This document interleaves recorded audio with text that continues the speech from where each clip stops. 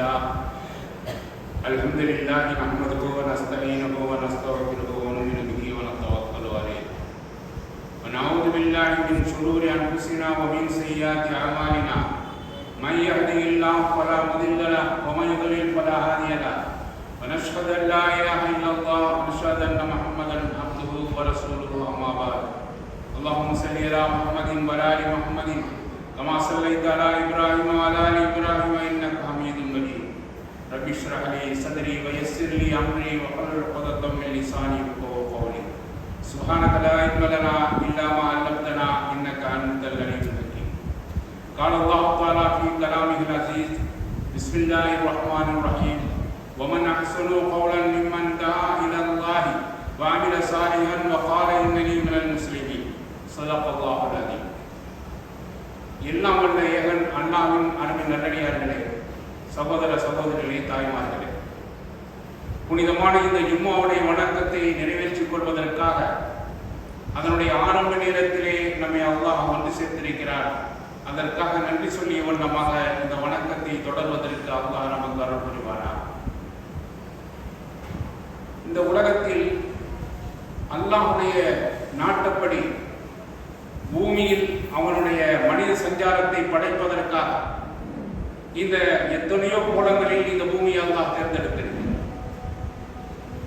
அதனுடைய முதல் ஆலயமாக அல்லாஹை ஓரிலேயே வணங்க வேண்டும் என்பதற்காக அல்லாஹ் முதலாக அல் காபா என்கக்கூடிய காபத்துல்லாவை தேர்ந்தெடுத்தார். அந்த காலகட்டத்தில் மக்களுடைய வணக்க வழிபாடு எப்படி இருந்தது என்றால், கண்டதே காட்சி கொண்டதே கோலம் என்ற நிலையில் அவருடைய நிலையாக்கப்பட்டிருந்தது. தான் ரோட்டிகளாக இருந்தார். புனிதமான காபா ஆலயத்திலே விக்கிரக ஆராதனைகள் நடந்து கொண்டிருந்தன.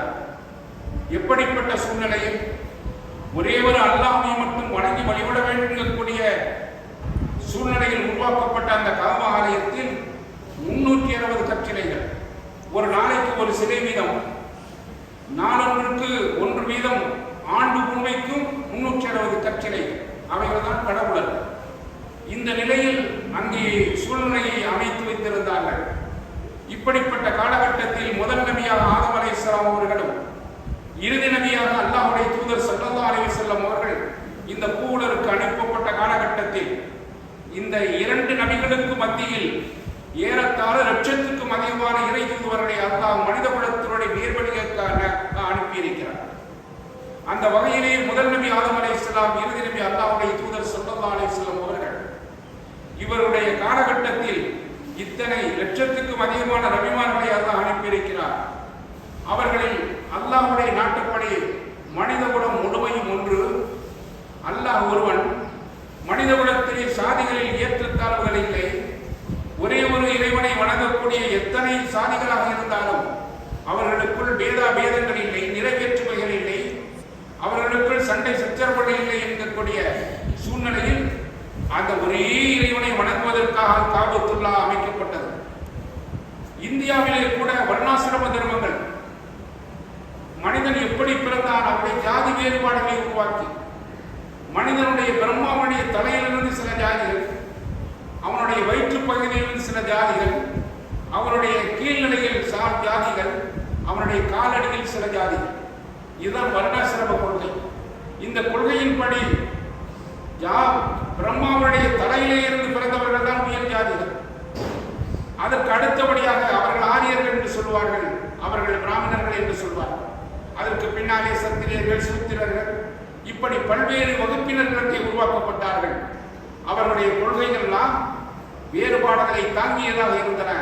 இந்த காலகட்டத்தில் நான் இஸ்லாம் ஆதி முதல் அந்த வரையில் சொல்கின்ற ஒரே கொள்கை, அல்லாஹ் ஒருவன், அல்லாஹ் ஏகன், அவன் தனித்தவன், இணைதுணையற்றவன்.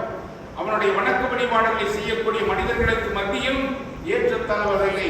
அவன் வெள்ளையனானாலும் சரி, கருப்பனானாலும் சரி, சிவப்பனானாலும் சரி, எல்லோருக்கும் ஒரே நிலைதான் அல்லாஹ் கொடுக்கிறார், அவர்களை சரிசமமாக பாவிக்கிறார் என்று சொல்கின்ற கால சூழ்நிலையில் தான் இஸ்லாமிய சூழ்நிலையில் உருவாக்கப்பட்டது. இப்படிப்பட்ட வர்ணாசிரமம் எங்கக்கூடிய ஜாதி பேதங்களை உருவாக்கி வைத்திருக்கக்கூடிய சூழ்நிலைகளில் ஒரே ஒரு இறை தத்துவத்தை கொண்டு வந்திருப்பதுதான் இஸ்லாமிய மார்க்கம். அதே நேரத்திலே உயர் ஜாதிகளுடைய காலடிகளிலே இந்த மனித சமுதாயம் மண்டியிட்டு வணங்க வேண்டும் என்பது அவருடைய உயர் ஜாதி மக்களுடைய கொள்கை கோட்பாடாக இருந்தது. மாதுபு ஜபல் ரலியல்லாஹு தஆலா இருக்கக்கூடிய ஒரு நபித்தோழர் அவர்கள் ஈரானிய ரோம ராஜ்யங்களுக்கெல்லாம் சென்று வந்திருக்கிறார். பாரசீக நாட்டுக்கு சென்று வந்திருக்கிறார்கள். அவர்கள் ஒரு முறை அல்லாஹ்வுடைய தூதர் ஸல்லல்லாஹு அலைஹி வஸல்லம் அவர்களை சந்தித்து, அல்லாஹ்வுடைய தூதர் அவர்களை, நான் வியாபார நிமித்தமாக ரோமாபுரிகளுக்கு சென்றிருக்கிறேன், இன்னும் பல்வேறு நாடுகளுக்கும் சென்றிருக்கிறேன். அங்கு இருக்கக்கூடிய ஈரானிய மக்களுடன் அங்கு இருக்கக்கூடியவர்கள் அந்த மாட்டு மன்னருடைய காலடிகளிலே விழுந்து வணங்கிக் கொண்டிருக்கிறார்கள். இந்த காட்சியை நான் பார்த்தேன். நீங்களோ அல்லாஹ்வுடைய இறை தூதுவராக இருக்கிறீர்கள். நீங்கள் அவர்களை விட உயர்ந்த குணம் வாய்ந்தவர்களாக இருக்கிறீர்கள். எனவே மிகச் சிறந்த உங்களுடைய காலடியிலே வந்து விழுங்குவதற்கு நான் உங்களிடத்திலே நாங்கள் அனுமதி கேட்கிறோம் என்று சொன்னார். அல்லாஹ்வுடைய தூதர் ஸல்லல்லாஹு அலைஹி வஸல்லம் அவர்களுக்கு கோபம் பொத்து வந்தது. என்ன மாதவர்களை என்ன சொல்கிறீர்கள்? மனிதனுக்கு மனிதன் மண்டியிடக்கூடாது என்கக்கூடிய மாபெரும் மார்க்கத்தில் தான் நம்மை அல்லாஹ் சேர்த்திருக்கிறார். இந்த சூழ்நிலையில் மனிதனுக்கு மனிதன் பாகுபாடுகளை உருவாக்கி அவனுடைய காலடியிலே வந்து விட வேண்டும் என்று கேட்கிறீர்களே, நான் அல்லாஹ்வுடைய நபியாகவும் அதே நேரத்திலே மனிதனாகவும் அப்தாக அடிமையாகவும் இருக்கிறேன். ஒருவருடைய காலடிகளில் இன்னொரு விடுவதை இஸ்லாம் ஏற்றுக்கொள்ளவில்லை. இந்த வகையில் உங்களுடைய கொள்கை ஏற்றுக்கொள்ளப்பட மாட்டாது, ஏற்றுக்கொள்ளவும் முடியாது.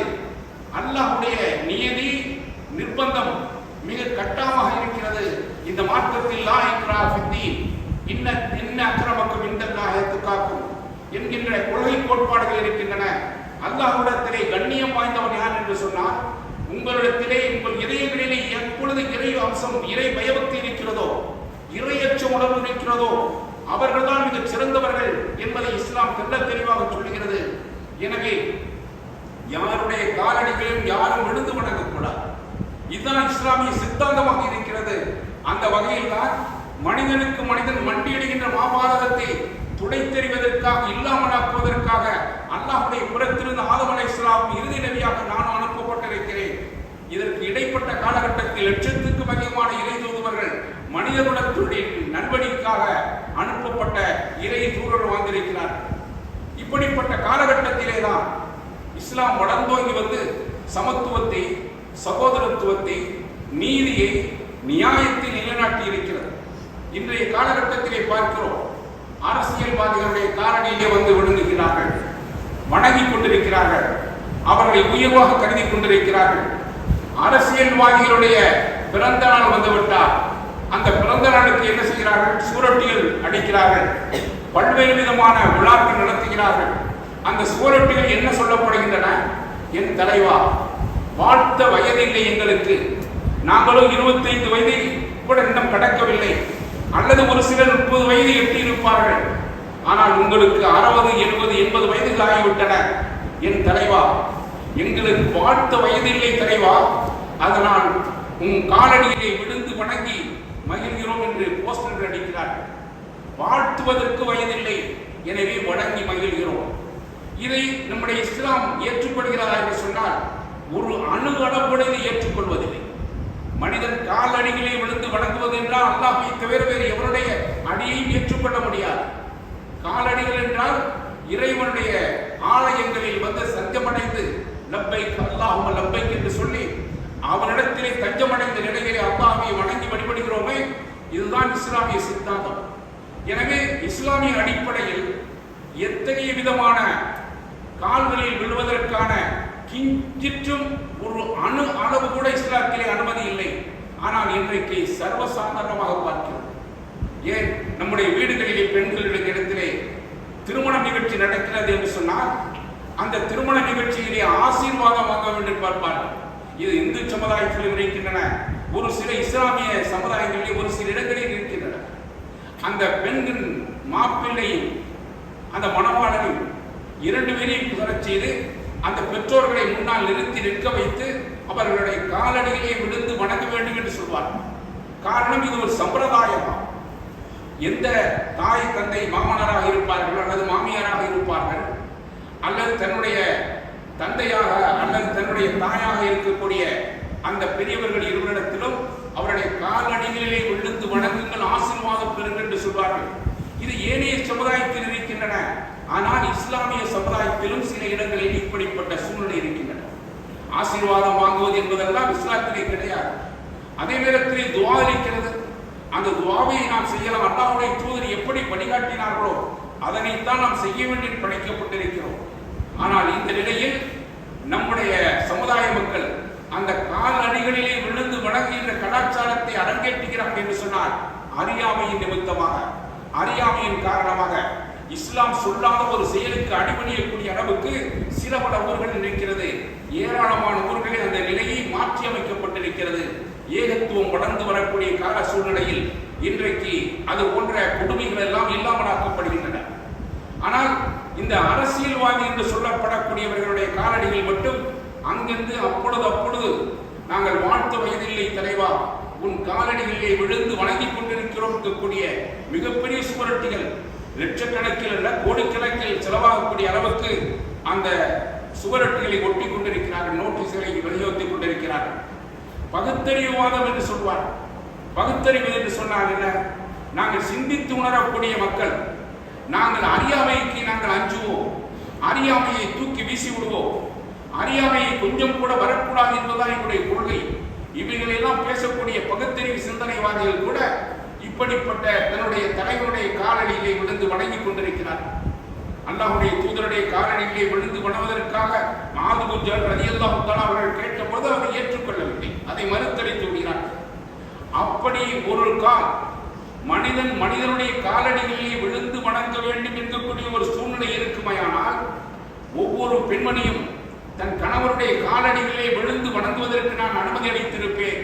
ஆனால் அதற்கும் கூட இஸ்லாத்தில் கிஞ்சிற்றும் அனுமதி இல்லை என்று அல்லாஹ்வுடைய தூதர் ஸல்லல்லாஹு அலைஹி வஸல்லம் சொல்லியிருக்கிறார். இன்றைக்கு பார்க்கிறோம், இந்த காலகட்டத்தில் சிலைகளுக்கு முன்னாலே விழுந்து வணங்கிக் கொண்டிருக்கிறார். மனிதர்களுக்கு முன்னால் விழுந்து வணங்குவதையே இஸ்லாம் தடுத்திருக்கின்ற பொழுது சிலைகள் என்ன செய்யும்? எந்த சிலையை எப்படி மனிதன் உருவாக்குகிறானோ அதே நிலையில் தான் இருக்கும். அது நின்று கொண்டிருந்தால் நின்று கொண்டே காலமெல்லாம் இருக்கும், அமர்ந்து கொண்டிருந்தால் அமர்ந்து கொண்டே இருக்கும். அந்த சிலைகள் உண்ணாது, பார்க்காது, பேசாது, கேட்காது, நடக்காது, எந்த ஒரு ஆற்றலும் மற்ற அந்த சிலைகளுடைய காலடிகளை விழுந்து வணங்கிக் கொண்டிருக்கக்கூடிய காட்சிகளை எல்லாம் பார்க்கிறோம். இதிலிருந்து என்ன தெரிகிறது? அதாவது பழமைவாதிகள் அதனை செய்கிறார்கள் என்று சொன்னாலும் ஏற்றுக்கொள்ளலாம். ஆனால் பகுத்தறிவுவாதிகள் என்று தங்களை சொல்லிக் கொண்டிருக்கக்கூடியவர்கள் கூட அந்த சிலைகளுக்கு முன்னாலே சாஷ்டாங்கம் செய்து கொண்டிருக்கிறார்கள். ஒரு சிலர் எப்படி இஸ்லாமிய குடும்பங்களிலே பகுத்தறிவு சிந்தனை அற்றவர்களாக இருக்கக்கூடியவர்கள் திருமண நிகழ்ச்சிகளின் காரணமாக தன் வீட்டு மணமக்களை தங்களுடைய பெற்றோருடைய காலிலே விழுந்து வணங்க வேண்டும் என்று சொல்கிறார்கள். அது அறியாமையின் காரணமாக.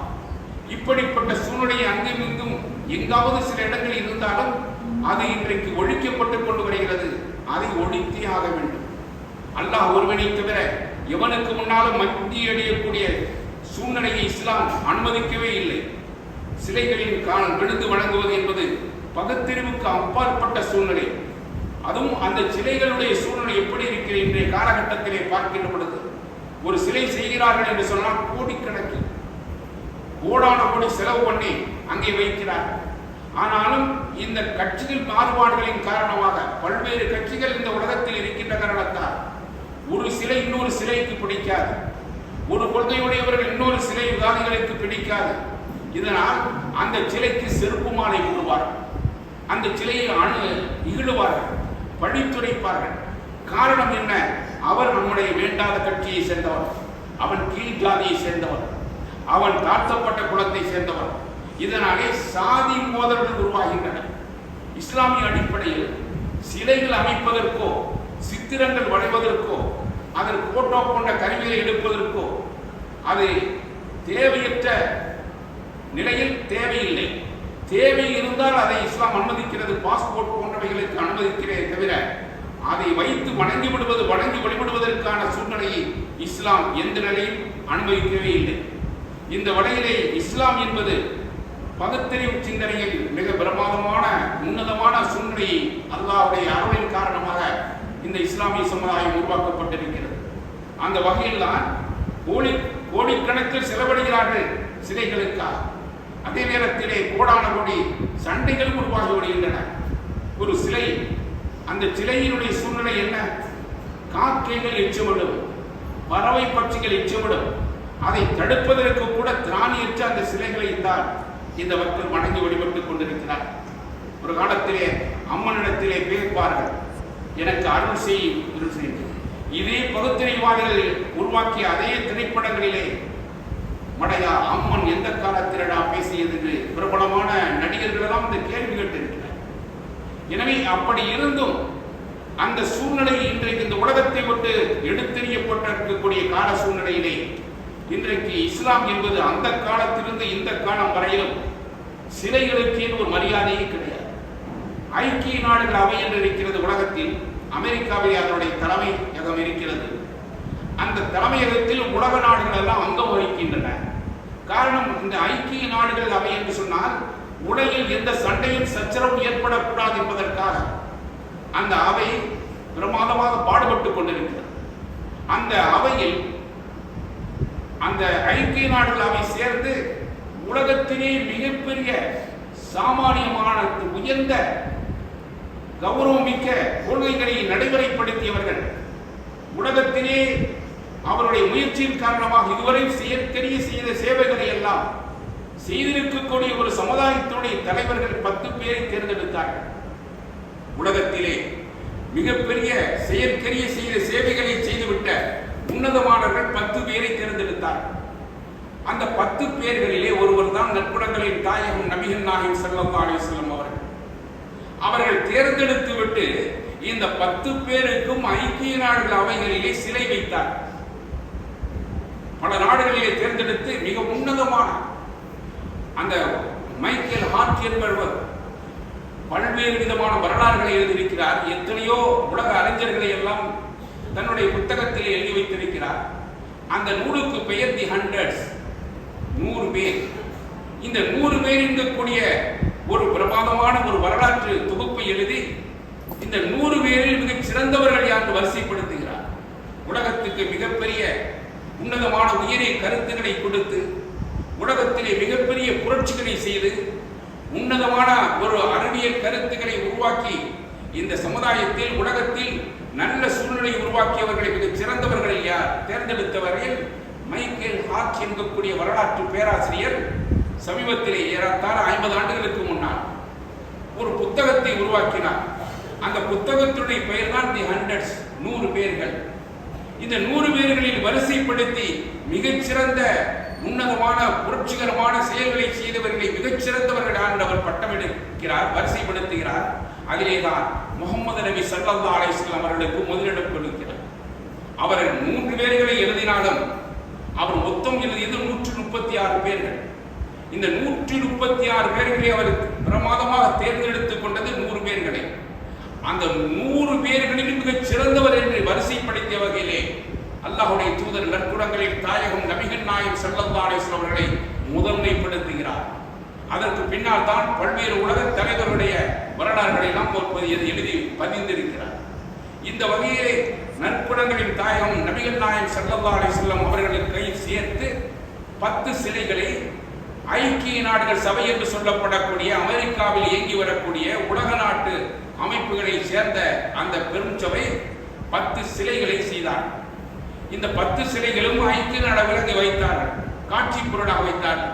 ஆனால் வைத்த முதல் நாளே அந்த சிலைகளில் ஒரே ஒரு சிலை மட்டும்தான் வைக்கக்கூடாது என்று உலகமெல்லாம் எதிர்ப்பு கிளம்பியது. அல்லாஹ்வுடைய தூதருடைய தலைமை ஏற்று வாழ்ந்து கொண்டிருக்கக்கூடிய 200 கோடி முஸ்லிம்களும் அதற்கு எதிர்ப்பு தெரிவித்தார். காரணம், இஸ்லாத்தில் சிலை வடி அமைப்பு இல்லை, சிலை வணக்கங்கள் இல்லை. சிலை என்பது அது ஒரு மடமையான கொள்கையை கொண்டது. அதற்கு மாற்றமாக பகுத்தறிவுவாதங்களை பேசுவதுதான் இஸ்லாம். இதை சொல்லி எங்களுடைய நபிகள் நாயகம் ஸல்லல்லாஹு அலைஹி வஸல்லம் அவர்களுக்கு நீங்கள் சிலை அமைப்பது எங்களுடைய மனங்களை பாதிக்கிறது, இஸ்லாமியர்களுக்கு வெறுப்பான ஒன்று, இஸ்லாமியர்கள் செய்யக்கூடியாத சூழ்நிலையை நீங்கள் செய்கிறீர்கள் என்று சொல்லி உலகமே எதிர்த்து எழும்பியது ஒரு 50 ஆண்டுகளுக்கு முன்னால். அதன் பின்னாலே 9 பேருக்கு மட்டும் சிலை வைத்தார்கள். 10வது சிலை என்று சொல்லப்படக்கூடிய இந்த நபிகள் நாயகம் ஸல்லல்லாஹு அலைஹி வஸல்லம் சிலை அப்புறப்படுத்தி விட்டார். இதனை நாம் கூர்ந்து கவனிக்க வேண்டியது, அல்லாஹ்வுடைய தூதர் ஸல்லல்லாஹு அலைஹி வஸல்லம் அவர்கள் வாழ்ந்திருக்கக்கூடிய காலகட்டத்திலே கஅபத்துல்லாவிலே 360 கற்சிலைகள் இருந்தன. வடபுலா, லாத்து, உஸ்ஸா, மனாத்து போன்ற பிரம்மாண்டமான கற்சிலைகளுக்கு மத்தியிலே இப்ராஹிம் நபி அலைஹிஸ்ஸலாம், இஸ்ஹாக் நபி அலைஹிஸ்ஸலாம், இஸ்மாயில் நபி அலைஹிஸ்ஸலாம் இப்படி பல்வேறு நபிமார்களையும் சேர்த்து ஏறத்தாழ 360 கற்சிலைகள் இருந்தன. அந்த கற்சிலைகளை எல்லாம் அப்புறப்படுத்தியவர்கள் தான் அல்லாஹ்வுடைய தூதர் ஸல்லல்லாஹு அலைஹி வஸல்லம் அவர்கள். அவருடைய வெற்றியின் காரணமாக கஅபத்துல்லாவை கைப்பற்றிய பொழுது, கஅபத்துல்லாவை வெற்றி கொண்ட பிறகு மக்காவில் இஸ்லாமிய படை உள்ளே புகுந்து அந்த எல்லா விதமான சிலைகளையும் அடித்து நொறுக்கினார். வகுல் ஜாஅல் ஹக் வஸஹகல் பாத்தில் இன்னல் பாத்தில கான ஸஹூகா. திருமறை குர்ஆனிலே அல்லாஹ் சொல்லி காண்பிக்கிறார், சத்தியம் வந்தது, அசத்தியம் அழிந்தது, நிச்சயமாக அசத்தியம் அழிந்தே போகும் என்று சொல்லிக்கொண்டு அல்லாஹ்வுடைய தூதருடைய அருமை மரபான அலி ரலியல்லாஹு தஆலா அவருடைய தலைமையில் அங்கே கஅபத்துல்லாவிலே வைக்கப்பட்டிருந்த 360 கற்சிலைகளையும் அல்லாஹ்வுடைய தூதர் என்றைக்கு வெற்றி வாகை சூடினார்களோ அன்றைக்கு இடித்து தகர்த்து தரைமட்டமாக்கினார். அன்றையிலிருந்து இன்று வரை 1440 ஆண்டுகளாக ஒரு சிலை வடிவ அமைப்பு கூட அங்கே கிடையாது. ஒரு கற்சிலை ஒரு காலனா போடக்கூடிய அளவுக்கு கூட அங்கே சிலை இதே இல்லாமல் ஏகத்துவத்தை அடிப்படையாக கொண்டிருக்கக்கூடிய அருமையான ஒரு கொள்கை கோட்பாடுகளை கொண்டிருக்கக்கூடிய நாடுதான் இஸ்லாமிய அமைப்பில் உருவாகி இருக்கக்கூடிய கஅபத்துல்லா. அந்த கஅபத்துல்லாவில் இன்று வரையிலும் எந்த சிலைகளும் இல்லாத, சிற்பம் இல்லாத, சித்திரம் இல்லாத, அல்லாஹ்வுடைய தூதருடைய தோழர்கள் ஆட்சி நடத்தக்கூடிய காலகட்டத்திலும் சரி, இன்றைக்கு ஆட்சி நடத்தக்கூடிய காலகட்டத்திலும் சரி, சிலை அமைக்க வேண்டும் என்று சொன்னார். அரபியர்கள், அரபு பெருமன்னர்கள், வளைகுடா நாட்டு பெருமன்னர்கள் அவர்களெல்லாம் சேர்ந்து உலகம் முழுக்கவும் சிலை அமைக்க வேண்டும் என்று சொன்னார்கள். தங்கத்திலே சிலை அமைப்பிருப்பார், கோடான கோடி செலவு செய்யும். இங்கு நம்முடைய நாடுகளிலே பல இடங்களிலே சிலை வைத்திருக்கிறார்கள். ஆனால் அவர்கள் நினைத்தால் ஒவ்வொரு தெருவுக்கும் சிலை வைத்திருக்க முடியும் அல்லாஹ்வுடைய தூதர். அதை இஸ்லாம் வெறுக்கின்ற காரணத்தால், வேறொரு அழிக்கின்ற காரணத்தால் அந்த சிலைகளை எல்லாம் இஸ்லாம் ஏற்றுக்கொள்ளாத காரணத்தால் இதுவரையிலும் அல்லாஹ்வுடைய தூதருக்கு சிலை இல்லை, சிற்பம் இல்லை, சித்திரம் இல்லை. இந்த நியதி இன்றைக்கும் கட்டி காக்கப்படக்கூடிய சட்டமாக உருவாக்கப்பட்டிருக்கிறது. இன்றைக்கு நம்முடைய ஊர்களிலே பார்க்கிறோம். ஆனால் ஆரம்பத்திலே ஓதிய அந்த திருமறை வசனத்தின் மூலமாக وَمَنْ أَحْسَنُ قَوْلًا مِمَّنْ دَعَا إِلَى اللَّهِ وَعَمِلَ صَالِحًا وَقَالَ إِنَّنِي مِنَ الْمُسْلِمِينَ. அல்லாஹ்வுடைய மார்க்கத்தில் இணைந்து அல்லாஹ்வுடைய மார்க்கத்தை சொல்லக்கூடியவனாகவும் நான் மூமினாகவும் முஸ்லீமாகவும் இருக்கிறேன் என்று யார் ஒருவன் சொல்கிறானோ அவனை விட உங்களில் சிறந்தவன் யார் என்று திருமறை குர்ஆன் கேட்கிறது. وَمَنْ أَحْسَنُ قَوْلًا مِمَّنْ دَعَا إِلَى اللَّهِ وَعَمِلَ صَالِحًا وَقَالَ إِنَّنِي مِنَ الْمُسْلِمِينَ. நான் முஸ்லீமாக ஆகி இறைவனுடைய பாதையில் மனித சமுதாயத்தை அழைக்கின்றவனாக இருப்பதோடு சாலிகான நல்லவர்களும் செய்யக்கூடியவனாக இருக்கிறேன் என்று சொல்லி ஒரு முஸ்லிம் தன்னை ஒரு முஸ்லிம் என்று உலகத்திற்கு பறைசாற்றுகிறானோ இவனை விட அழகிய வார்த்தை சொல்பவன் யார் என்று திருமறை குர்ஆனிலே கேட்கிறார். இன்றைக்கு பார்க்கிறோம், கோடீஸ்வரர்கள் ஒரு பக்கம், நாட்டை ஆளுகின்ற மன்னர் பிரதானிகள் ஒரு பக்கம், இன்னும் உலகத்திலே பெரும் பெரும் தனவந்தர்கள் இருக்கிறார்கள். உதாரணமாக செல்வந்தர்கள் எடுத்துக்கொண்டால் அமெரிக்காவில் இருக்கக்கூடிய பில்கேட்ஸ் என்று சொல்லப்படக்கூடியவர் மிகப்பெரிய முதல் பணக்காரர். உலகத்திலேயே பணக்காரர்களை பட்டியலை எடுத்தார்கள். அதிலே முதல்நிலை பணக்காரர் என்று சொன்னால் பில்கேட்ஸ். இது பணக்காரர். அவருக்கு ஒரு பெருமை, நான் உலகத்திலே மிகப்பெரிய பணக்காரர். அதற்கு முன்னாடி அரபு நாட்டில் இருக்கக்கூடிய மன்னர்கள் பெரும் பெரும் பணக்காரர்கள். அதற்கு பின்னாலே இருக்கக்கூடியவர்களை பார்க்கின்ற பொழுது எத்தனை இந்தியாவில் எடுத்துக்கொண்டால் அதானி, அம்பானி போன்ற பெரும் பணக்காரர்கள் இருக்கிறார். அவர்கள் 10வது இடத்தை வகிக்கிறார். இவர்களுக்கு என்ன பெருமை? நான் மிகப்பெரிய பணக்காரர்கள். சிலர் இருப்பார்கள், நான் மிகப்பெரிய விஞ்ஞானி, நான் அதனை கண்டுபிடித்தேன், இதனை கண்டுபிடித்தேன் என்று பெருமை பாராட்டிக் கொள்வார். நான் மிகப்பெரிய அறிவியல் ஆய்வாளன் என்று சிலர் சொல்லுவார். சிலர் இப்படி ஒவ்வொருவரும் தனக்கு இருக்கக்கூடிய பெருமைகளை பற்றி பேசிக் கொண்டிருப்பார்கள். சிலர் நான் யார் தெரியுமா, நான் தான்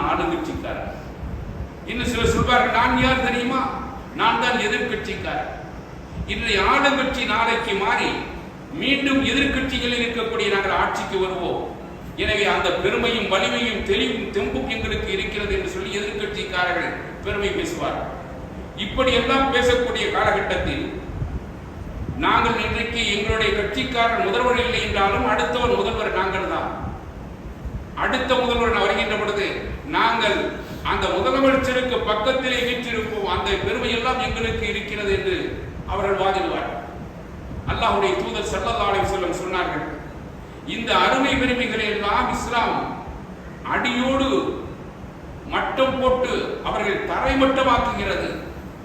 பெருமை எடுக்க வேண்டும் என்று சொன்னால் அல் குர்ஆன் படி சொல்கின்ற பொழுது ஒமன் ஹஸனு கௌலன் மிம்மன் தா, யார் ஒருவன் முஸ்லீமாக நடந்து அல்லாஹ்வுடைய பாதையிலே மனிதர்களை அழைத்து நானும் முஸ்லீமாக இருக்கிறேன் சொல்கிறானா அவனை விட சிறந்த வார்த்தைக்கு சொந்தக்காரன் இல்லை என்று அருள்வரை குர்ஆன் சொல்லி காண்பிக்கிறது. இந்த வகையிலே பார்க்கின்ற பொழுது இன்ன அக்ரமக்கும் இன்தல்லாஹி அத்காக்கும், உங்களிலே அல்லாஹ்விடத்திலே கண்ணியவான்கள் யார் என்று சொன்னால் யாருடைய இதயத்திலே பயபக்தி இருக்கிறதோ தக்வா இருக்கிறதோ அவர்கள் தான் உங்களுடைய சிறந்தவர்கள். பில் கேட்ஸ் போன்றவர்கள் அல்ல இந்தியாவில் இருக்கக்கூடிய அந்தானி அம்பானி போன்றவர்கள் அல்லாஹ்விடத்திலே கண்ணிய வாய்ந்தவர்கள் அல்ல. யாருடைய இதயத்திலே இறையச்சம் இருக்கிறதோ அவர்கள் தான். 100 அடுக்கு மாடி கட்டடங்கள் பல 100 இருக்கலாம், ஒருவனுக்கு கோடிக்கணக்கான டாலர்கள் சொந்தமாக இருக்கலாம். ஆனாலும் கூட அவன் மிகச்ச அல்லாஹ்விடத்திலே சிறந்தவனா என்றால் சொன்னால் அவன் ஈமானிக்கீனோடு வாழ்ந்தால் அவன் சிறந்தவனாக இருக்க முடியும். அதே நிலையில் அடுக்கு மாடிகள் பல 100க்கு சொந்தக்காரன் இருக்கிறார், அவனுக்கு பக்கத்திலே சில கிலோமீட்டருக்கு பக்கத்திலே குடிசைகள் இருக்கின்றன, சேரி பைகள் இருக்கின்றன. அந்த குடிசையில் உண்டுவதற்கு மிக ஒரு ஆள் படுப்பதற்குத்தான் இடம் இருக்கிறது. இப்படிப்பட்ட நிலையில் ஒரு ஏழை வாழ்ந்து கொண்டிருக்கிறார். அந்த ஏழையுடைய இதயத்திலே இறையச்சம் இருக்கிறது, தக்வா என்கக்கூடிய பயபக்தி இருக்கிறது சொன்னால் அவர்தான் இறைவனுடைய கொள்கைப்படி அந்த குர்ஆனுடைய கோட்பாட்டின்படி இன்ன அக்ரமக்கும் இன்தல்லாஹி அத்காக்கும், அல்லாஹ்விடத்திலே சிறந்தவர் யார் என்று சொன்னால் ஓலை குடிசையிலே வாழ்ந்து கொண்டிருக்கக்கூடிய சர்வ சாமானிய மனிதன். அவனிடத்திலே செல்வம் இல்லை, சிறப்பு இல்லை, அடுக்கு மாளிகைகள் இல்லை, கார்கள் தேரோட்டங்கள் இல்லை, ஆனாலும் அவருடைய இதயத்திலே இறையச்ச உணர்வு இருக்கிறது சொன்னால் அவர்தான் சிறந்தவர் என்று இஸ்லாம் சொல்லிக் கொண்டிருக்கிறது. எனவே இந்த வகையிலே பார்க்கின்ற பொழுது இஸ்லாம் யாருக்கு மகிழ்ச்சியை கொடுக்கிறது என்று சொன்னால் செல்வங்களை திரட்டி வாழலாம், ஆனால் அந்த செல்வங்களை முறைப்படி ஜக்காத்து கொடுத்து வாழ்ந்தால் அவர்களுக்கு மதிப்பும் மரியாதையும் உண்டு. இஸ்லாமிய கொள்கை கோட்பாடுகளை புறந்தள்ளிவிட்டு ஜக்காத் சதக்கா போன்ற கடமைகளை செய்ய தவறிவிட்டு அவர் பெருமையடிப்பதனால் அவனுக்கு எந்த விதமும் இல்லை, மாறாக அவனுக்கு மறுமையிலே தண்டனை இருக்கிறது. இதைத்தான் இஸ்லாம் சொல்கிறது. எல்லா மனிதர்களும் மறுமையில் கொண்டு வரப்படுவார்கள். எல்லா மனிதர்களிடத்திலும் அடிப்படையான 4 கேள்விகளை கேட்கப்படும். நீ உலகிலே வாழ்கின்ற காலகட்டத்தில் நீ உன்னுடைய இளமை பருவத்தை எப்படி கழித்தாய், இது ஒரு கேள்வி. நீ உலகத்திலே வாழ்கின்ற காலகட்டத்தில் உன்னுடைய பொருளாதாரங்களை எப்படி தேடி திரட்டினாய், நீ தேடி திரட்டிய செல்வங்களை 3வதாக அல்லாஹ் கேட்கிறான், எப்படி செலவழித்தார். 4வது கேள்வி, இறைவன் உனக்கு கொடுத்த அறிவு பகுத்தறிவை எந்த வழியிலே செலவு செய்தார். இந்த 4 கேள்விகளுக்கு எவன் பதில் சொல்லாத சூழ்நிலையில் அவனுக்கு எத்தகைய விமோச்சனம் கிடையாது. அந்த மறுமை நாளையில் அந்த 4 கேள்விகளுக்கும் அவன் முறையான பதில் சொல்லவில்லை என்று சொன்னால் அவனுடைய பாதம் பெயராது. முதலாவது, உன்னுடைய இளமை எப்படி கழித்தாய், உன்னுடைய ஆயுளை எப்படி கழித்தாய், நீ வாழுகின்ற காலகட்டத்தில் எப்படி பொருளாதாரத்தை தேடினாய், நீ வாழுகின்ற காலகட்டத்தில் எப்படி பொருளாதாரத்தை செலவழித்தாய், உனக்கு இறைவன் கொடுத்த அந்த அறிவினை எந்த வழியில் நீ கிடைத்தாய் செலவழித்தாய் என்கின்ற இந்த 4 கேள்விகளுக்கும் பதிலளிக்காத வரையில் எவனுடைய பாதமும் அப்புறப்படுத்தார். அந்த கேள்விகளுக்கெல்லாம் முடிந்துவிட்டுதான் அவனுக்கு பட்டோலைகள் வழங்கிய பிறகுதான் அவனுடைய ஆமா என்று சொல்லப்படக்கூடிய அவனுடைய உலகத்திலே வாழ்கின்ற பொழுது என்னென்ன செய்தானோ நன்மை தீமையான காரியங்கள் அதன் பட்டோலையின் அடிப்படையில் அவனுக்கு நற்சான்றிதழோ அல்லது தீய சான்றிதழோ அவனுடைய கையிலே கொடுக்கப்பட்ட பின்னால் தான் அவர் ஒன்று நரகத்துக்கு அனுப்பப்படும் அல்லது சொர்க்கத்துக்கு அனுப்பப்படும். உதாரணமாக 100 நன்மைகள் இருக்க வேண்டும் என்று சொன்னால் 100ல் 99 நன்மைகள் அவருடைய கைவசம் இருக்கிறது. ஒரு பாவம் மட்டும்தான் அவர் செய்திருக்கிறார் சொன்னார். ஒரு பாவத்திற்குரிய தண்டனையை அனுபவித்து விட்டு தான் சொர்க்கம் செல்ல முடியும். அதுபோலவே 99 பாவங்கள் இருக்கின்றன, ஒரு நன்மைதான் இருக்கிறது என்று சொன்னார். 99 பாவங்களுக்கான தண்டனைகளை அனுபவித்து விட்டுதான் அவன் சொர்க்கம் செய்ய வேண்டும். இந்த அடிப்படையிலே அல்லாஹ் நீதியை, சட்டத்தை மறுமையிலே வைத்திருக்கிறார். அந்த வகையிலே யாரும் தப்பிக்க முடியாது. அப்படி தப்பிக்க வேண்டும் என்று சொன்னால் அவன் முழுமையாக நன்மைகளையே கொண்டு வர வேண்டும். ஒரு அடியான் மறுமையிலே வருகிறார். மறுமை என்பது என்ன? யாருடைய உதவி யாருக்கும் நீ தேவைப்படாது, தேவைக்கு இருக்க முடியாது. தாய் தந்தையர் இன்றைக்கு வாழ்ந்து கொண்டிருக்கிறார்கள், பெற்றோர்கள் பிள்ளைகள் வாழ்ந்து கொண்டிருக்கிறார்கள். வீட்டில் பாசங்களை பொழிந்து அவர்கள் மீது அன்பை செலுத்திக் கொண்டே இருக்கிறார்கள். அந்த பிள்ளைகள் உண்ணாமல் பெற்றோர்கள் உண்ண மாட்டார்கள், அவ்வளவு பாசம், நேசம். ஆனால் மறுமை என்று வந்துவிட்டார். மாலிக் யௌமித்தீன் என்று சொல்லிக் கொண்டிருக்கிறோமே, இந்த மறுமை, அந்த மறுமையுடைய நாளில், நியாய தீர்ப்பு நாளில் யாரும் யாருக்கும் உதவ முடியாது. அந்த நாளையில் அவரவர்கள் செய்ததுதான் யா நப்சி யா நப்சி என்பார்கள். யா நப்சி என்று சொன்னால் என் நிலைமை என்னவாகுமோ, என் நிலை என்னவாகுமோ, இதே கேள்விதான். இந்த வகையிலே ஒருவருக்கு 99 நன்மைகள் இருக்கிற, ஒரே ஒரு நன்மை குறைகிறது. இந்த ஒரு நன்மை குறைகின்ற காரணத்தால், அந்த ஒரு நன்மை பாவம் செய்த காரணத்தால் அவர் அதற்கான தண்டனையை அனுபவித்து பெற்றுதான் சொர்க்கம் செல்ல முடியும். இந்த நிலையிலே ஒருவர், இது ஹதீஸிலே சொல்லப்பட்டிருக்கிற அல்லாஹ்வுடைய தூதர் ஸல்லல்லாஹு அலைஹி வஸல்லம் சொன்னார்கள், மறுமையில் யாரும் யாருக்கும் உதவ முடியாது. தாய் தந்தைக்கு, தந்தை தாய்க்கு, மகன் பிள்ளைக்கு, பிள்ளை தாய் உறவினருக்கு எவ்வளவு நெருக்கமாக உலகிலே வாழ்ந்தாலும் மறுமையில் அந்த நிலையே இருக்காது. அவரவர்கள் நிலையைத்தான் அவர்கள் சொல்லுவார்கள், என் நிலை என்னவாகும் என்னவாகும். இந்த வகையிலே ஒரு அடியான் 99 நன்மைகளோடு வந்து நிற்பார். ஒரு நன்மை குறைகிறது. இந்த நிலையிலே அவனுக்கு ஒரு நன்மை தேவை.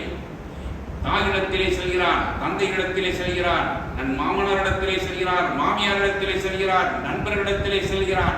யாரும் ஒரு நன்மை தரவில்லை. இப்படியாக அவர் அடைந்து கொண்டிருக்கக்கூடிய அந்த மறுமையிலே நாளை இறுதியாக ஒரு மனிதரை சந்திக்கிறார். அவன் ஒரே ஒரு நன்மையை மட்டும்தான் வைத்திருக்கிறார், எல்லாமே பாவம். அவன் நரகம் செல்லுவோம் என்பதை உறுதியாகிவிட்டான். இந்த நிலையை அந்த மனிதனிடத்திலே சென்று 99 நன்மைகள் வைத்திருக்கக்கூடிய ஒரு நன்மை குறைகிறது என்பதற்காக இடத்திலே சென்று, எனக்கு ஒரு நன்மை குறைகிறது, அதை யாராவது தந்துவிட்டார், நீங்களோ தந்துவிட்டார், நான் சொர்க்கம் சென்று விடுவேன், அதில் தடைக்கல்லாக இருக்கிறது. அந்த தண்டனை, அந்த பாவத்திற்கான தண்டனையை அனுபவித்து பின்னர் தான் நான் சொர்க்கம் செல்ல வேண்டி வரும். இந்த நிலையில் அவன் கேட்கின்ற பொழுது, அங்கு ஒரே ஒரு நன்மை வைத்துக் கொண்டிருந்தவனுக்கு இரக்கம் ஏற்படுகிறது. சரி, நீ உனக்கு ஒரு நன்மை குறைகிறது, எனக்கோ 100 நன்மைகள், நீ தீமைகள் இருக்கின்றன, அந்த பாவங்களை செய்துவிட்டு நான் சுவனம் செல்ல முடியாது என்பது உறுதியாகிவிட்டது. இந்த நிலையில் நீ ஒரு நன்மையை தேடி அறிகிறாயா? இதோ என்னிடத்திலே ஒரு நன்மை நான் உனக்கு தானமாக தந்து விடுகிறேன், இதை வைத்துக் கொண்டு 100 முழுக்க உனக்கு அந்த எண்ணிக்கை பூர்த்தியான காரணத்தால் இதனால் சொர்க்கம் சென்று விடு என்று சொன்ன பிறகு அந்த அடியான் மற்ற மகிழ்ச்சியில் அந்த நன்மையை பெற்றுக்கொண்டு அல்லாஹ்வுடைய சந்ததிக்கு மீண்டு வருகிறார். அது நீண்ட கால சூழத்திலே, அந்த மறுமையுடைய நாளிலே நீதி விசாரணை நடக்கக்கூடிய இந்த காலகட்டத்திலே அல்லாஹ்விடத்திலே ஒப்படைக்கிறார். அல்லாஹ்வே, எனக்கு ஒரு நன்மை குறைந்தது, அந்த நன்மையை நான் பெற்று வந்திருக்கிறேன், இதோ 100 பூர்த்தியாகிவிட்டது, எனவே என்னை சுவனத்தில் அனுப்பு என்று சொல்கின்ற பொழுது அல்லாஹ் அவனை விசாரிக்கிறார். உனக்கு இந்த ஆகிரத்துடைய மறுமையுடைய இந்த இக்கட்டான சூழ்நிலையில், தந்தை தாய்க்கு உதவ முடியாத நிலையில், தாய் தந்தைக்கு உதவ முடியாத நிலையில், தாய் பிள்ளைகளுக்கு உதவ முடியாத நிலையில், பிள்ளை தாய்க்கு உதவ முடியாத நிலையில், நண்பர்களுக்கு உதவ முடியாத நிலையில், பக்கத்து வீட்டுக்காரனுக்கு உதவ முடியாத நிலையில், அவரவர்கள் தங்களுடைய நிலைமை என்ன ஆகும் என்று ஏங்கி தவித்துக் கொண்டிருக்கக்கூடிய இந்த காலகட்டத்தில் உனக்கு 99 நன்மைகள் இருக்கின்றன. அந்த நன்மையை பூர்த்தியாக்குவதற்காக ஒரு நன்மை குறைந்திருக்கிறது, ஒரு நண்படத்திலே பெற்று வந்திருக்கிறாயே, அவன் யார் என்று கேட்கிறார் இந்த அடியான் என்று சொன்ன பொழுது. எனவே நீ 100 முழுமையாக்கிய காரணத்தால் உன்னை நான் சுவனத்தில் சேர்க்கிறேன். அது மட்டுமல்ல, இந்த இரக்கம் என்பது, அன்பு என்பது என்னுடைய தன்மை, இறைவன் என்று சொல்லப்படக்கூடிய என்னுடைய தன்மையை சேர்ந்தது. இந்த தன்மையின் அடிப்படையில் இறக்கப்பட்டு உனக்கு அன்பளிப்பாக ஒரு நன்மையை தந்தான் அல்லவா, அவன் என்னுடைய செயல்பாட்டை அவன் செய்திருக்கிறான், அதனால் அவனையும் நான் மன்னிக்கிறேன், நீயும் அவனுமாக சென்று சொர்க்கம் சென்று விடுங்கள் என்று அல்லாஹ் அவனை அனுமதிக்கிறார். இப்படி பார்க்கின்ற பொழுது அல்லாஹ்வுடைய தன்மைகளில் சிபத்துகளில் யார் நன்மைகளை முந்திக் கொண்டு வந்து கொடுக்கிறார்களோ அவர்களுக்கு அல்லாஹ் மகிழ்ச்சிகரமான வாழ்க்கையை பரிணமிக்க செய்கிறான் என்பது ஹதீஸ்களிலே சொல்லப்பட்டிருக்கிறது. அன்பானவர்களே, இந்த அடிப்படையில் தான் குடிசையில் வாழ்கிறோமா ஓடு கோபுரத்திலே வாழ்கிறோமா என்பதல்ல, இரக்க உணவு என்பது அல்லாஹ்வுடைய தன்மைகளில் உள்ளது. நம்முடைய குர்ஆன் தொடங்குகின்ற போது கூட பிஸ்மில்லாஹிர் ரஹ்மானிர் ரஹீம், அளவற்ற அருளாளனும் நிகழ்த்த அன்புடையவனுமாய் அல்லாஹ்வின் திருநாமம் கொண்டு தொடங்குகிறோம் என்று சொல்கிறோம் அல்லவா. இந்த அடிப்படையிலே அவன் அருளாளன், அன்புடையவன். அவனுடைய கடுமையான தண்டனைகள் என்பது அந்த தண்டனையை அவன் அல்லாஹ் கடுமையானவன் தான், கேள்விகளுக்கு கேட்பதில் தீவிரமானவன் தான், தீயவர்கள் மீது தண்டனையை கடுமையாக செலுத்துபவன் தான், அதில் கொஞ்சம் சந்தேகமில்லை. ஆனாலும் கூட அவனுடைய அருள் என்பது, அருளாதாரம் என்பது அவனுடைய தண்டனைகளை மிஞ்சிவிட்டது. அல்லாஹ் என்பவன் கடுமையான தண்டனை விதிப்பவன் என்று சொல்கின்ற தன்மையுடைய விழுக்காடுகளை தாண்டி அல்லாஹ் என்பவன் நீதி செலுத்துவதிலும் நியாயம் செலுத்துவதிலும் இரக்க உணர்வில் மிகைத்து விட்டான் என்று சொல்லி மறுமையில் எல்லோருக்கும் நன்மைகள் செய்யக்கூடியவனாக இருக்கிறார். அப்படிப்பட்ட சூழ்நிலையில் நம்முடைய கேள்விகள் எல்லாம் இன்றைக்கு நாம் ஏழை குடிசையில் வாழ்கிறோமா அல்லது எந்த மாட மாளிகையில் வாழ்கிறோம் என்பதல்ல, அவரவர்களுக்கு வழங்கப்பட்டிருக்கக்கூடிய செல்வங்களின் அடிப்படையில் அவரவர்கள் நீதியாக, நேர்மையாக, நியாயமாக அவர்கள் வாழ்ந்து கொண்டிருக்கிறார்களா என்பதுதான் இன்றைக்கு நாம் பார்க்கிறோம். இன்றைக்கு அரசியல்வாதிகளுடைய காலடிகளிலே விழுந்து வணங்கிக் கொண்டிருக்கிறார்.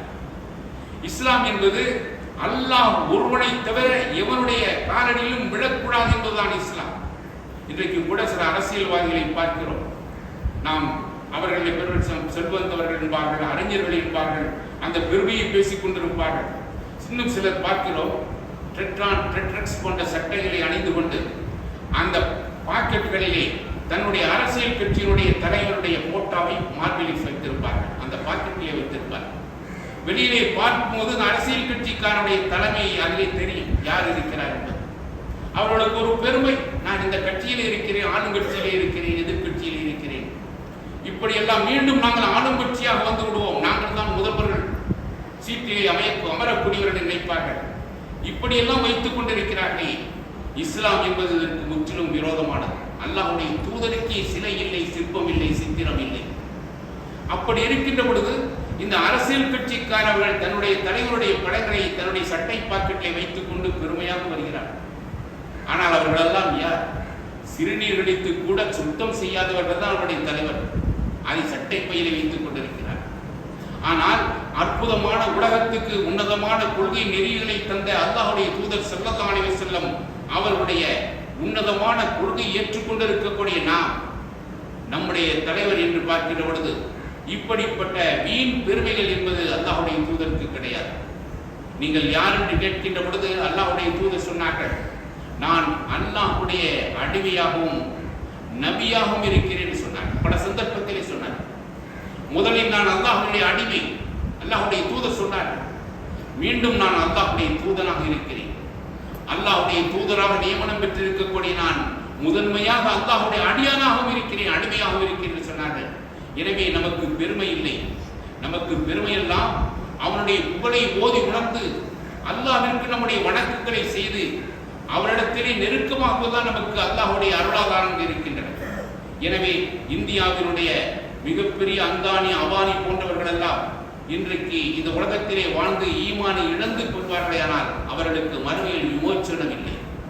அம்பானி வீட்டுக்கு சில மைல் தூரத்திலே வாழ்கின்ற ஒரு அடியான், அவன் முஸ்லீமாக இருந்து அவன் குடிசையிலே வாழ்ந்தாலும் கூட அவனுடைய இதயத்திலே ஈமான் இருக்குமேயானால் அவன் தான் அல்லாஹ்விடத்திலே சிறந்தவன். அதைத்தான் திருமறை குர்ஆன் பல இடங்களிலே சொல்கின்ற பொழுது, வலா தமூத்துன்ன இல்லா வ அன்தும் முஸ்லிமூன், மரண நேரத்திலே உங்களுக்கு மரணம் வருகின்ற பொழுது மூமின்களாக முஸ்லிம்களாக அல்லாமல் இறந்து விடாதீர்கள் என்று அல்லாஹ் திருமறை குர்ஆனிலே சொல்லி காண்பிக்கிறார். எனவே நம்முடைய செயல்பாடுகள் எல்லாம் சிறப்பாக அமைய வேண்டும் என்பதோடு நம்முடைய இறுதி நேரமும் செழிப்பாக இருக்க வேண்டும். அந்த ஈமானிய உணர்வோடு வாழ வேண்டும். நம்முடைய இந்த உலகத்திலே நம்மோடு ஒட்டி உறவாடி கொண்டிருக்கக்கூடிய இந்த உடலோடு இருக்கக்கூடிய இந்த உயிர் நம்மை விட்டு போகக்கூடிய நேரம் என்பது நமக்கு தெரியாது. அப்படி அந்த போகக்கூடிய நேரத்திலே நாம் அஷ்ஹது அல்லா இலாஹ இல்லல்லாஹ் வ அஷ்ஹது அன்ன முஹம்மதுர் ரசூலுல்லாஹ் என்று சொல்லிய வண்ணமாக நம்முடைய உயிர் பிரிந்து விடுமையானால், யாருடைய வார்த்தை முதல் வார்த்தை அல்லாஹ் என்றும் இறுதி வார்த்தை அல்லாஹ் என்றும் அமைந்து விடுகிறதோ அவர் நிச்சயமாக சுவன செல்வர்கள், சுவனவதிக்கு சொந்தக்காரர்கள் அல்லாஹ்வுடைய தூதர் ஸல்லல்லாஹு அலைஹி வஸல்லம் சொன்னார்கள். எனவே அப்படிப்பட்ட ஒரு சூழ்நிலை வருவதற்கு அருள்மறை குர்ஆனை நாம் மொழி தெரியாமல் ஓதிக்கொண்டிருப்பதை விட மொழியாக்கங்கள் வந்திருக்கின்றன. திருமறை குர்ஆனுடைய தர்ஜுமாக்கள் மொழிபெயர்ப்புகள் வந்திருக்கின்றன. அந்த மொழிபெயர்ப்புகளை தினந்தோறும் சில பக்கங்களாவது வாசிக்க வேண்டும்.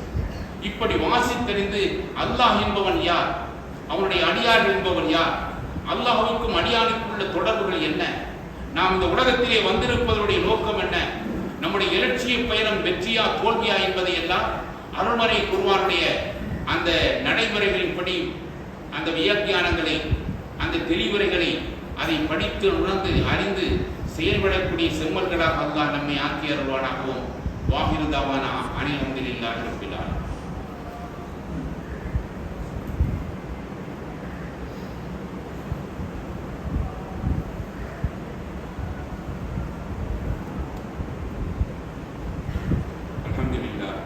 அல்ஹம்துலில்லாஹி நஹ்மதுஹு வ நஸ்தஈனுஹு வ நஸ்தக்ஃபிருஹு வ நு'மினு பிஹி வ நதவக்கலு அலைஹி.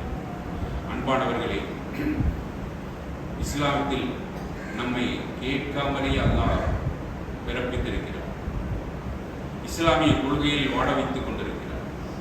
ஆனால் சத்திய சஹாபா பெருமக்களுக்கும் நமக்கும் உள்ள வேறுபாடுகள் என்ன என்றால், அந்த காலத்திலே அல்லாஹ்வுடைய தூதர் வாழ்ந்த காலத்திலே பல்வேறு விதமான தியாகங்களுக்கு பின்னால், அடி உதைகளுக்கு பின்னால், வெட்டு குத்துகளுக்கு பின்னால் மிகப்பெரிய சோதனைகளை அனுபவித்து விட்டு முஸ்லிமானவர்கள் தான் சத்திய சஹாபா பெருமக்கள். ஆனால் நம்மை பொறுத்தவரை நம்முடைய வாப்பா முஸ்லீமாகவும் வாப்பாவுடைய வாப்பா அப்பா முஸ்லீமாகவும் இருக்கின்ற காரணத்தால், நாம் ஒரு முஸ்லிமுடைய வயிற்றில் பிறந்த காரணத்தால் நாம் முஸ்லிம்கள் என்ற பெயரை பெற்று அங்கே வாழ்ந்து கொண்டிருக்கிறோம். அவர்களுக்கும் நமக்கும் பார்க்கின்றது Islam by chance or by choice. நமக்கு சான்ஸாக கிடைக்கப்பட்டிருக்கிறது இஸ்லாம், அவர்களுக்கு சாய்ஸ், சோதனைகளுக்கு பின்னாடி கிடைத்திருக்கிறது. அதான் Islam by chance or by choice. இந்த வகையிலே நமக்கு இலவசமாக அல்லாஹ் கொடுத்திருக்கக்கூடிய இந்த இஸ்லாத்தை புரிந்து கொள்ளக்கூடிய சூழ்நிலைகளிலே வாரத்திலே ஒரு நாள் வரக்கூடிய ஜும்மாவும் அதனுடைய கருத்துக்களை சொல்வதற்கான ஒரு வாய்ப்பாக இருக்கிறது. குர்ஆனிலிருந்து ஹதீஸிலிருந்து செய்திகளை சொல்லி நாம் அதனை கேட்டு நம்முடைய மனப்பக்குவங்களை மாற்றி அமைத்துக் கொள்ளக்கூடிய அளவுக்கு ஒரு உன்னதமான நிலையை அல்லாஹ் இன்றைக்கு வாரத்திலே ஒரு நாள் தந்திருக்கிறார். ஏனைய சமுதாயங்களுக்கு இல்லாத ஒரு அதிகப்படியான ஒரு செயல்பாடு தான் இந்த ஜும்மாவுடைய வணக்கம். இந்த ஜும்மாவுடைய வணக்கத்தை அல்லாஹ் நமக்கு தந்திருக்கிறான் சொன்னால், சீர்தூக்கி செயல்படுவதற்காக அரை மணி நேரமோ 3/4 மணி நேரமோ இங்கே சொல்லப்படக்கூடிய கருத்துக்களை மூலமாக நம்முடைய வாழ்க்கை பாதைகளை நேர்மைப்படுத்திக் கொள்ளலாம் என்பதற்காக தரப்பட்டிருக்கக்கூடிய இந்த நேரம் என்பதுதான் ஜும்மா. வாரத்திலே ஒரு நாள் வருகிறது. ஆனால் நம்மில் பெரும்பாலான முதல் ஜும்மா, அதாவது ஆரம்பிக்கக்கூடிய அந்த நேரத்திலே 12:35 மணிக்கு பாங்கு சொன்னவுடன் ஆரம்பிக்கப்படுகின்ற பொழுது ஒரு சப்பு தான் இருக்கிறது. மற்ற ஏனையோரும் பின்னால் தான் வரக்கூடிய ஒரு சூழ்நிலை வருகிறது. ஆனால் ஜும்மா என்கக்கூடிய ஒரு அத்தியாயத்தை திருமறை குர்ஆனில் அல்லாஹ் சொல்லியிருக்கிறார். 114 அத்தியாயம் இருக்கிறது. சூரத்துல் ஃபாத்திஹா தான் முதல் அத்தியாயம். அலிஃப் லாம் ஏறத்தாழ 2.25 ஜுஸ்களை கொண்டதான் அலிஃப் லாம் சூரத்துல் பக்ரா. கீழே இருக்கக்கூடிய குல்வல்லாஹு குல்லு ரப்பில் பலக்கு குல்லு ரப்பின் நாஸ் இவைகள்லாம் சிறிய சிறிய சூரா. பெரியதும் சிறியதுமாக சேர்த்து திருமறையில் 114 அத்தியாயங்கள் இருக்கின்றன.